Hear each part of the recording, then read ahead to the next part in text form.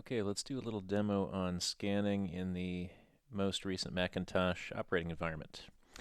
So I like to use the hotkeys Command Space to find stuff on my computer. I have this great little add-on called Quicksilver. Depending on how your hotkeys are set up, you could do that or just head up here to the search bar and start typing in the term image.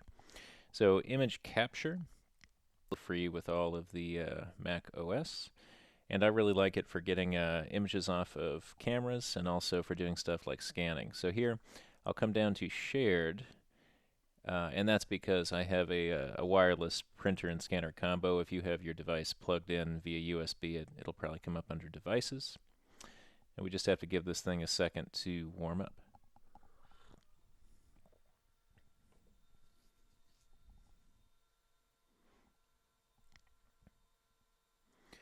Okay, so here I'm capturing a bunch of marks because later on I'm doing a demo for how to make custom brushes in Illustrator.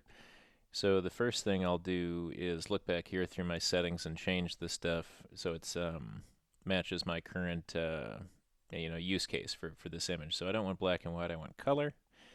Let's see, resolution depends again on the application for the stuff you're going to output, but in this case I'm going to max out at least what this. Oh, I thought I could get higher than 600. Oh, anyway, I'm going to go above 300 certainly because I want to potentially be able to zoom in and make my objects larger than potentially their print size.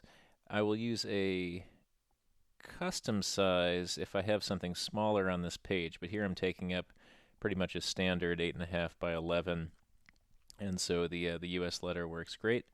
You would think that if I hit this little button, I could get this thing. Oh, I think I know how this works. I think if I scan like this with the guy upside down, then this page will come out right side up. Although, now that I think about it, I mean, it doesn't really matter what angle I scan that at. Okay, let's scan that to the desktop. I'm going to call it brushes scan. The format, I would just stick to JPEG, but if you in the future have specific uses, you can change this around. And then down here you can do manual image correction, but it's so minor compared to what can be done in programs like Photoshop. I'm going to leave that off. Now, if you're not a Photoshop person and this is your only way to access, say, shifts in brightness or whatever, then maybe you do want to go ahead and use this one right here. Okay, so with all that set up, I hit scan.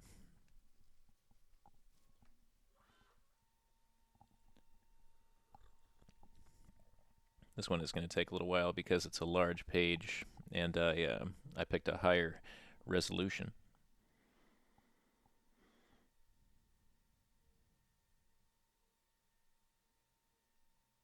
But not quite enough time to tell a joke.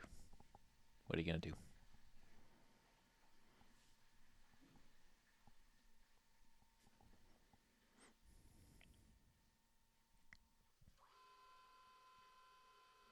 Okay, since we picked the desktop, we should see that image pop into existence over here. That tells us it's done. There it is. Now I can click on it once and then hit the space bar for a preview. Yeah, and like we theorized, our little upside down man led to this thing being right side up. If I want to double click it, it should automatically open up in preview, and that'll give us the opportunity to zoom in a few times. And we just want to verify that we're getting some really nice level of detail before things start to break down a little bit. Okay, so that's scanning.